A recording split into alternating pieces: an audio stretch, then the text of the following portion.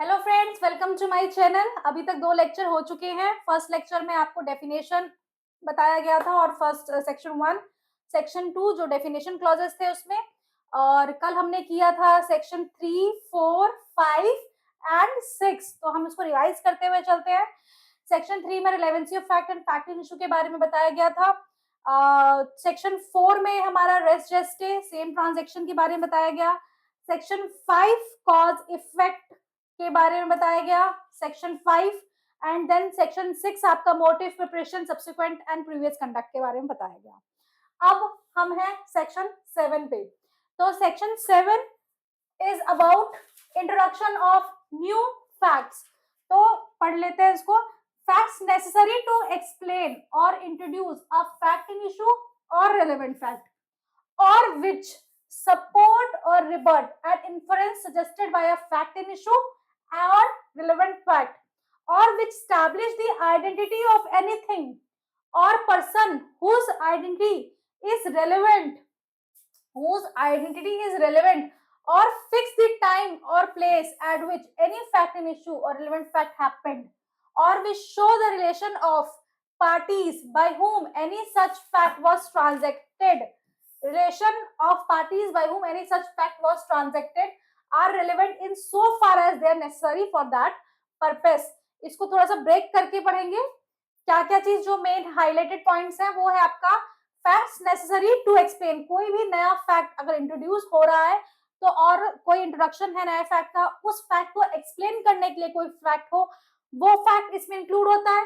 Facts necessary to explain or introduce a fact in issue or relevant fact. मैंने आपको बताया जो आपका चैप्टर 2 है is all about fact in issue and relevant fact.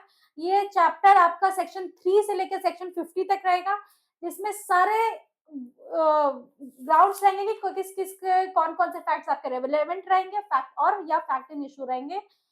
और हम ये इसलिए पढ़ रहे हैं ताकि आपको पता चले कि सारे एविडेंसेस एडमिसिबल नहीं होते, सिर्फ वही एडमिसिबल होंगे जो फैक्ट इन इशू होगा या रिलेवेंट फैक्ट होगा।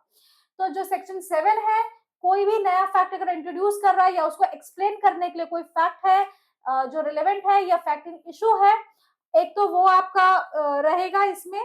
फिर सेकंड है और विच सपोर्ट और रिबट, या सपोर्ट कर रहा है या रिबट कर रहा है, डिनाई कर रहा है कोई भी ओपिनियन है, कोई भी सजेशन है जो रिलेटेड हो फैक्ट इन इशू के और रिलेवेंट फैक्ट के। दूसरा पॉइंट ये है, देखिए फर्स्ट ये है, then second is support or rebut any an inference suggested by a fact in issue or relevant fact. फिर अगेन और, या फिर which establish the identity of anything, किसी की आइडेंटिटी बता रहा है, या फिर person whose identity is relevant or fix, या फिर किसी की आइडेंटिटी रेलेवेंट है उससे रिलेटेड कोई फैक्ट बता रहा है, या फिर और फिक्स द टाइम और place at which any fact, या किसी का टाइम बता रहा है उस फैक्ट इन इशू से या रिलेवेंट फैक्ट से रिलेटेड, या फिर किसी का रिलेशन बता रहा है, और वे show the relation of parties by whom any such fact was transacted in so far as they are necessary। इन सबका जो आपके सेक्शंस होते हैं, इन सबको आप ब्रेक करके पढ़ेंगे, इजी रहेगा। इसके की पॉइंट्स आपको ध्यान रखना है, दोबारा से देख लीजिए। जो भी फैक्ट्स नेसेसरी है to explain or introduce, explain or introduce, then और विच सपोर्ट और रिबर्ट, सपोर्ट कर रहा है या रिबर्ट कर रहा है किसी भी फैक्ट को या सजेशन को, inference suggested by a fact, suggested by a fact या फैक्ट इशू, या फिर आइडेंटिटी स्टैब्लिश कर रहा है, आइडेंटिटी स्टैब्लिश कर रहा है, या फिर टाइम और फिक्स द टाइम और प्लेस, टाइम या प्लेस, या फिर रिलेशन। ये सब किसके लिए है? जो रिलेवेंट हो रिलेवेंट फैक्ट से और फैक्ट इन इशू से। ठीक है, अब एक और चीज है इसमें, एक एग्जांपल बताती हूँ। TIP, TIP test identity parade भी होता कहते हैं। आइडेंटिटी परेड बेसिकली क्या है आपका कि जब भी ऐसा माना जाता है, जब एक्यूज मतलब हमें कंफर्म ना हो या हम कंफर्म करना चाहते हैं कि जो ये एक्यूज को पहचान रहे हैं वो एक्चुअल में वही एक्यूज है या सिर्फ अनुमान लगाया जा रहा है। तो ऐसे केसेस में क्या होता है कि सेम हुलिये के 4-5 लोग सामने खड़े किए जाते हैं विक्टिम के, और विक्टिम को अलग अलग एंगल से बोला जाता है कि आप एक्यूज को पहचाने। फॉर एग्जाम्पल हो सकता है चारों को बियर्ड में खड़ा कर दे या चारों को विदाउट बियर्ड खड़ा कर दे, और उसको हर एंगल से अगर वो उसी एक्यूज को पहचानती है, उसी एक्यूज को पहचानती है, तो ये ऐसा माना जाता है कि ये एक्यूज को पहचान रही है। और एक बहुत ही ये भी एक एविडेंस के तौर पे लिया जाता है। तो जो टीआईपी है वो भी इसी सेक्शन का पार्ट है, ये प्रीलिम्स में पूछा जाता है। आइए इसका इलस्ट्रेशन कर लेते हैं। The question is whether a given document is the will of A. The, the state of A's property and of his family at the date of the alleged will may be relevant facts. Will की बात कर रहे हैं कि क्या वो will A का है, क्या वो will A का है। The state of A's property and of his family at the date of the alleged will, जिस दिन विल को अलेज किया गया है उस दिन का डेट इंपॉर्टेंट फैक्ट है, इंपॉर्टेंट रिलेवेंट फैक्ट है। नाउ सेकंड, ए ने बी को सू किया for libel imputing disgraceful conduct of A. B affirms that the matter alleged to be libelous is true. B affirm करता है कि जो भी उसने एलिगेशन लगाई है वो सच है, वो ट्रू है। The position and relation of the parties at the same time, यहाँ पे जो उसका पोजीशन है, रिलेशन है पार्टीज का at the time when libel was published may be relevant fact as introductory to the fact and issue. उस time पे जब भी आपका पब्लिश हुआ है उसका पार्टीज का रिलेशन उस टाइम पे एक रिलेवेंट फैक्ट माना गया है। The particulars of dispute between A and B about a matter unconnected with the alleged libel are irrelevant. अगर कोई मैटर है जो उससे कनेक्टेड नहीं है, उस पर्टिकुलर ऑफेंस जो है हमारा लाइबल उससे अगर कनेक्टेड नहीं है तो वो इररिलेवेंट है। अच्छा, इररिलेवेंट वाले क्वेश्चन जल्दी पूछे जाते हैं, आपसे पूछा जा सकता है सारे के बाद। The particulars of dispute between A and B about a matter unconnected with the alleged libel is relevant. तो इसका आंसर रहेगा नहीं, जो अनकनेक्टेड है वो इररिलेवेंट है। Though the fact there was a dispute may be relevant if it is affect the relation between A and B. अगर वो A and B के बीच में रिलेशन बता रहा है तब वो कनेक्टेड है, अदरवाइज अगर वो अनकनेक्टेड फैक्ट है तो वो इररिलेवेंट है, क्योंकि हमने ऊपर पढ़ा था कि रिलेशन, अगर किसी का रिलेशन बता रहा है तो वो रिलेवेंट होगा। A is accused of a crime. A is accused of a crime. The fact that soon after the commission of the crime, A absconded from his house is relevant under section 6 as conduct subsequent to affected by facts in issue. A के पास A के sir पे इल्जाम है किसी offence का, A भाग जाता है, तो ये रिलेवेंट है अंडर सेक्शन 6 सब्सिक्वेंट कंडक्ट, कि उसको डर था कि मुझे पुलिस पकड़ लेगी तो वो भाग गया। तो कोई भी अगर जो अपराधी होता है ऐसा माना जाता है कि वो बचता है पुलिस से अगर उसने अपराध किया होता है तो उसी का ये है, तो उसको सब्सिक्वेंट कंडक्ट कहेंगे। The fact at time when they left home, A had sudden and urgent business at the place to which he went is relevant as tending to explain the fact that he left home suddenly. The details of the business on which he left are not relevant. अब अगर वो for example offence हुआ उसी time पे वो भाग जाता है तो पुलिस मान लेती है भाई इसने क्राइम किया है, ये बचने के लिए भाग गया है। बट अगर वो दिखा देता है कि भाई मुझे अर्जेंट बिजनेस के किसी काम से मैं उस टाइम पे गया था, तो वो रिलेवेंट है। अब वो काम क्या था वो बेशक इररिलेवेंट हो, बट उसको अर्जेंट काम था, ये रिलेवेंट माना जाएगा। The details of the business on which he left are not relevant except insofar as they are necessary to show that the business was sudden and urgent. Actual काम बेशक आपका urgent ना हो, बट ये बताने के लिए कि ऐसी भी क्या अर्जेंसी थी कि आप उसी टाइम पे चले गए, मे बी रेलेवेंट हो. ठीक है, next. A sues B for inducing C to break a contract of service made by him with A. A जो है B को सू करता है फॉर इंड्यूसिंग C को बहकाने के लिए, ताकि वो कॉन्ट्रैक्ट तोड़ दे ए के साथ, on leaving A service says to A, on leaving A service C काम छोड़ते हुए ये बोलता है, I am leaving you because of B, मैं तुम्हारा काम बी की वजह से छोड़ रहा हूं. B has made me better offer, B ने मुझे तुमसे अच्छा ऑफर दिया है. This statement is relevant fact as explanatory to C's conduct which is relevant as a fact in issue. ये जो एक्सप्लेनेटरी स्टेटमेंट है, बेसिकली आपको मैंने सेक्शन इस पर्टिकुलर सेक्शन में बताया कि कोई भी फैक्ट एक्सप्लेन करने के लिए, इंट्रोड्यूस करने के लिए जो भी है वो आपका रेलेवेंट होगा. तो ये छोड़ते हुए इसको एक्सप्लेन कर रहा है कि मैं क्यों छोड़ रहा हूं, तो ये आपका रेलेवेंट फैक्ट रहेगा.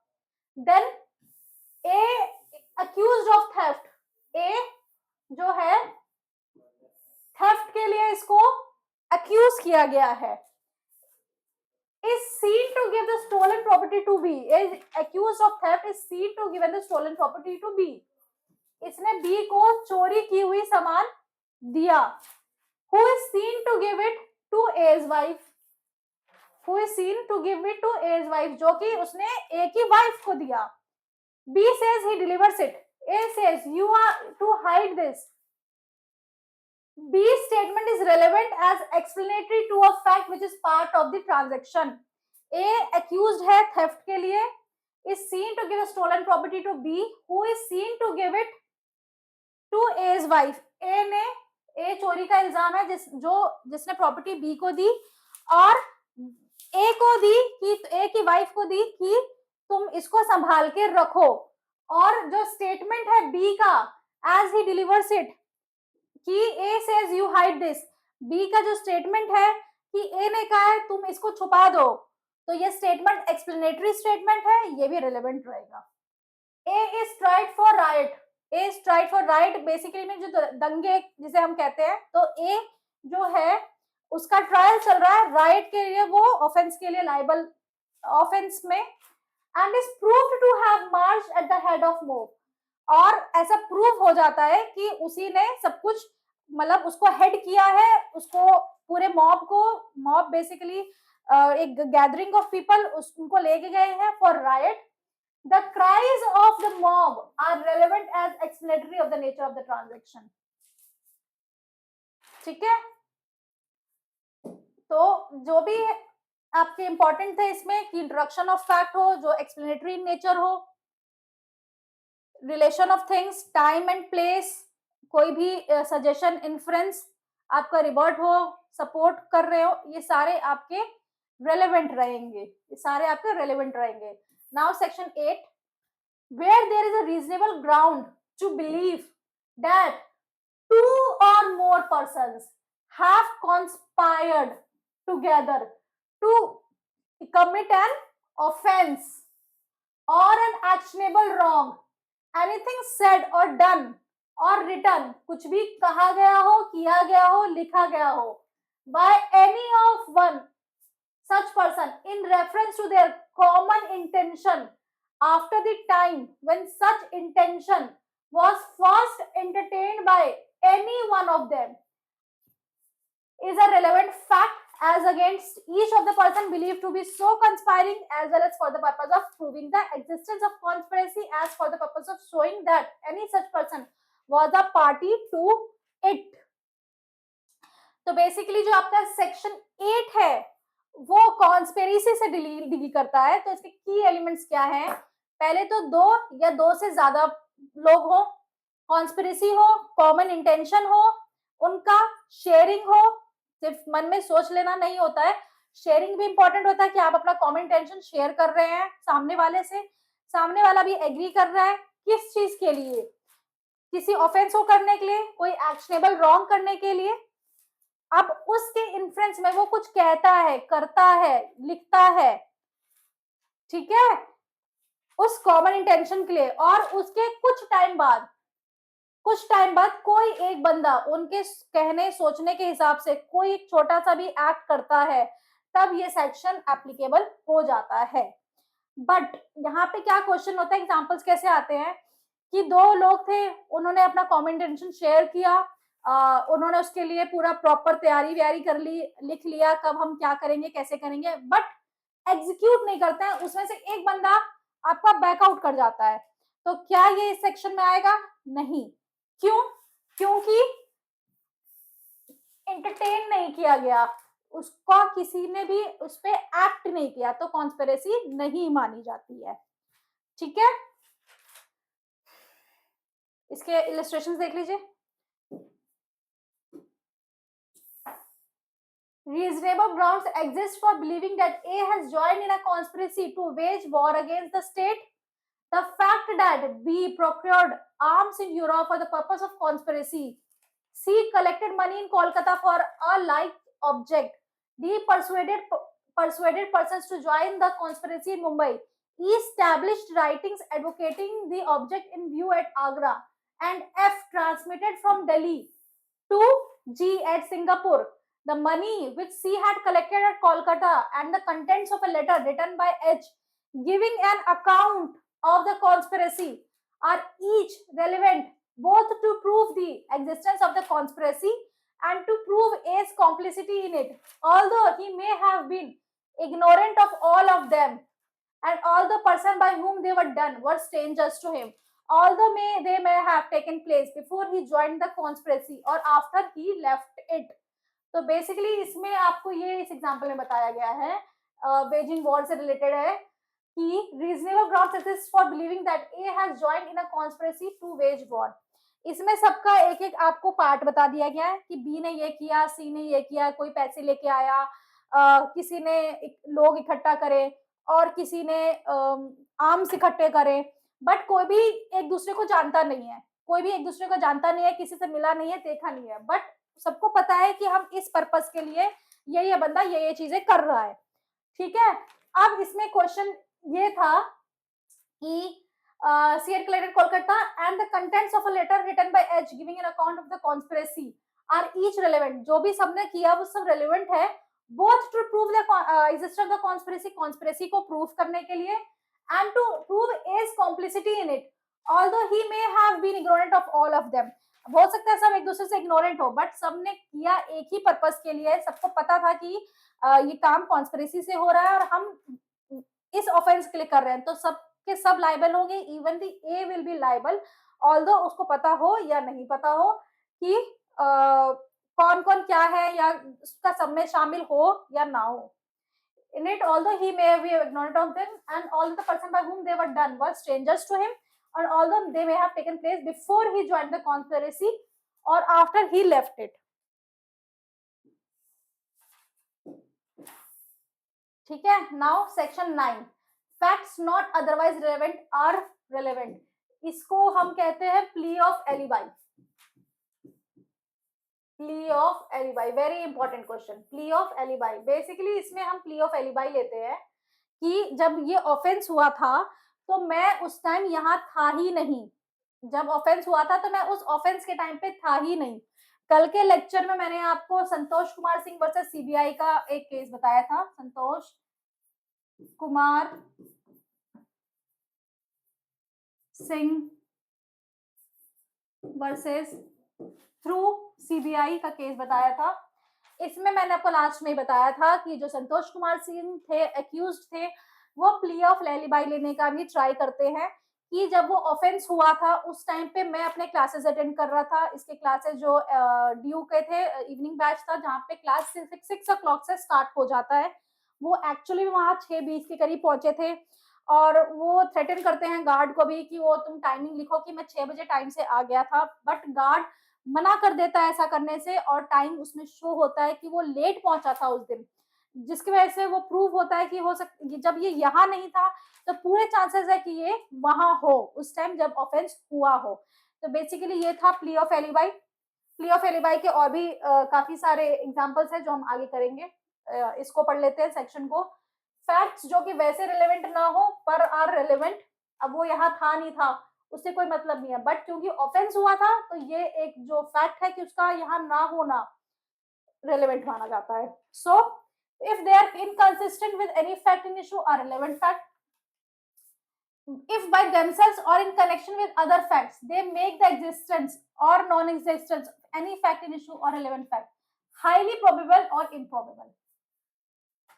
ठीक है, तो if they are inconsistent with any fact, किसी भी फैक्ट के साथ इनकंसिस्टेंट है, जैसे मैंने आपको इस एग्जांपल बताया कि वो कोई डायरेक्ट एविडेंस नहीं था बट सर्कमस्टांशियल एविडेंस से ही पता चलता है कि उस टाइम पे वो नहीं था, उसके वाइजर इधर पाए गए हैं, तो इनकंसिस्टेंट फैक्ट है, बट वो प्रूफ कर रहा है कि बिल्कुल चांसेस है कि वो ऑफेंस के टाइम पे यहाँ हो क्योंकि नेबर ने भी देखा था।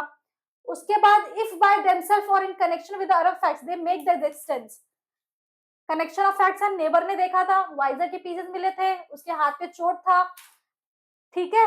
द मेक द एग्जिस्टेंस और non existence of any fact और रिलेवेंट फैक्ट हाईली प्रोबेबल और इम्प्रोबेबल, तो पूरी पूरी चांसेस थी, पूरी प्रोबेबिलिटी थी कि उस टाइम पे ऑफेंस के टाइम पे पूरा प्रोबेबिलिटी था कि संतोष कुमार सिंह उस ऑफेंस पे मौजूद हुए हों। इसका आप एग्जांपल देख लीजिए। The question is whether A committed a crime at Chennai on a certain day. The fact that on that day A was at Ladakh is relevant. The fact that near the time when the crime was committed, A was at a distance place from the place where it was committed, which would render it highly improbable, though not impossible, that he committed is relevant.